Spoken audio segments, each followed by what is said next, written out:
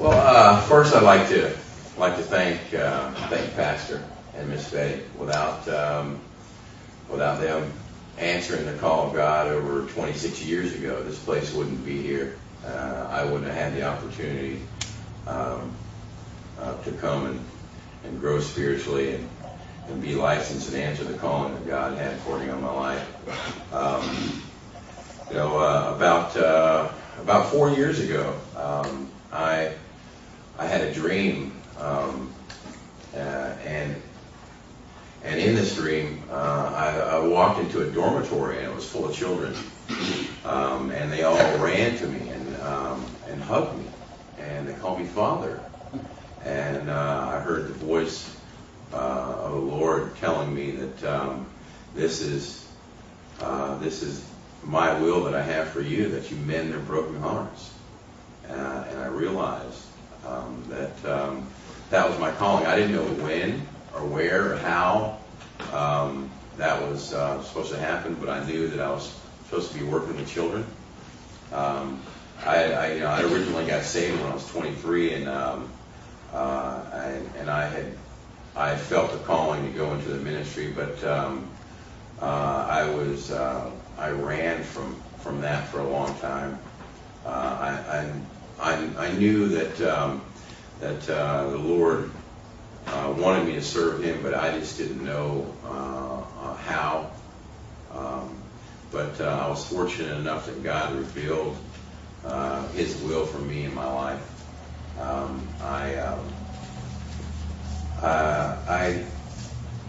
Unfortunately, after I had this dream, and I knew that I was supposed to be working with children, and I had a nonprofit charter through the state of Tennessee, and the name of the ministry was Mending Broken Heart Ministries.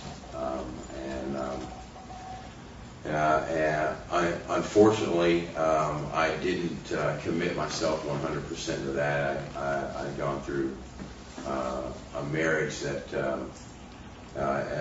I wasn't seeking God. I wasn't being the leader that God wanted me to be, and the Lord really pulled the rug out from underneath me. I had lost my wife. I lost my father to suicide, and that was really hard for me. That was I was very close with my father, and at the time I was asking God, why are you doing this to me? Why are you doing this? And I honestly believe that, well, first of all, my father had a choice in what he did, and that was a choice that he made in his life. And it's unfortunate, but unfortunately I had to live with that choice that he made. But it all worked out for the better, because it came to the point where I had nowhere else to go but to turn to him, but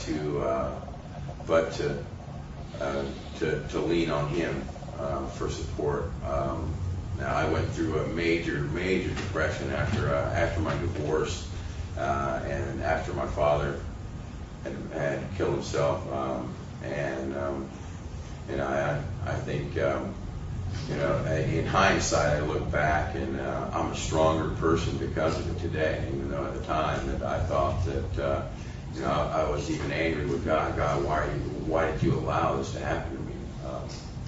But I found myself homeless.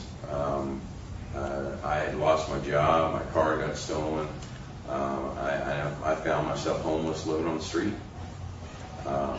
Living out there at Jack's Beach, and it's almost about 18 months ago I heard about a place called the Circle of Love Ministries, and I knew when I had heard the name that God had convicted in my heart that this is where He wanted me to go, and it's given me the opportunity to not only form a wonderful friendship with a lot of brothers here in the ministry, but it's given me the opportunity to study the Word, to get deeper into the Word, to understand the Word, and to realize my calling and to concentrate my life on serving others. And that's the biggest thing that I think that God wants us all to do, is to not only serve Him, but to serve and love others. And by serving and loving others, we are serving Him. I had gone out to El Paso, Texas, and I was a little premature on leaving here at the ministry, but I knew that that's where the Lord was leading me to go, and I left here with all my stuff packed in a backpack and $5 in my pocket, and I was heading to Mexico. That's where I want to go. You know, my grandmother was a missionary for 37 years. It's actually my great grandmother. She was a missionary for 37 years in Mexico, and she started an orphanage there, and I had a lot of admiration for her, for what she did.